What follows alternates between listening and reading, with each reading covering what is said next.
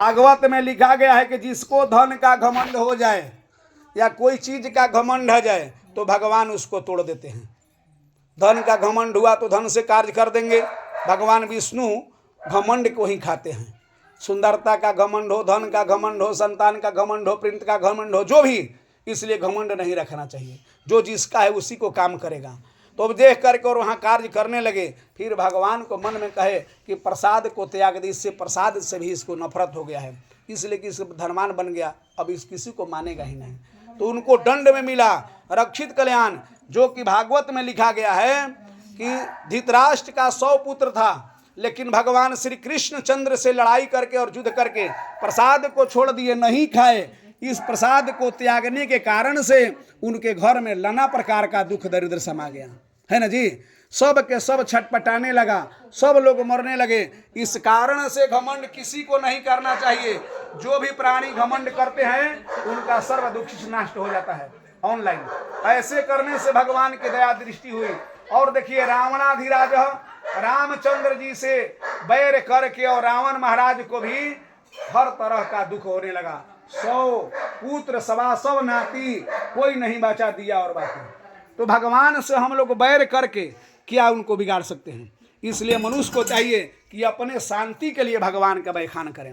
अब ऐसे सुन करके देखिए जो भी कार्य किए, फिर अंत में जो भी घमंड था मन में विश्वास की और छोड़ करके फिर कहे कि अब शरण में भगवान के जाने पर ही कल्याण है।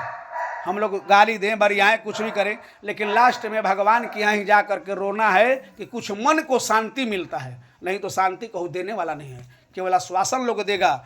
आपको बिगाड़ने के लिए सब लोग बन जाएगा, लेकिन बनाना होगा तो पीछा लोग हो जाते हैं। तो इसलिए भगवान के शरण में सबको रहना चाहिए। अब देखिए दूसरा में कहा गया सुदामा जी जो भिक्षा मांग करके बरती है, वही दूसरा जन्म में सुदामा जी बने। अपना ही मित्र का धन, दोस्तियारों में धन खाना धोखा नहीं देना चाहिए। धन को रक्षित करने वाले थोड़ा सा अपना कष्ट निवारण करने के लिए अपना चना खा जाते हैं। उस चने खाने के लिए बालपन का दोष युवावस्था में लगा। जब गृहस्थ आश्रम आए तो खाने पीने के लिए सबके लिए तरसने लगे।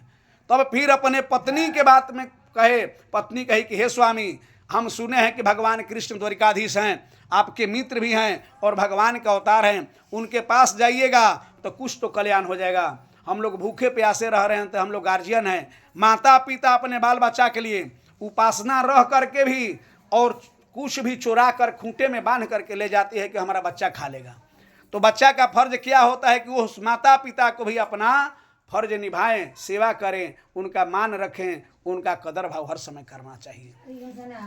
ऐसे कर ना कैला पर तो दिक्कत ना होई, करे के चाहे ना मारे के तो ना चाहिए, मारा था तो बात अलग बा, मारे के ना चाहिए। ऐसे करने से भगवान कार्य किए तो पत्नी के बात मान करके और सुदामा जी गए हैं भगवान कृष्ण के पास। कृष्ण जी उनके बचे हुए 2 फाका चबेना को खाए और 2 लोग लेकर के अंतर ध्यान हो जाते हैं। इसी कार्य को लेकर के भागवत में प्रशंसा की गई है। प्रेम से बोलिए श्री कृष्ण भगवान की।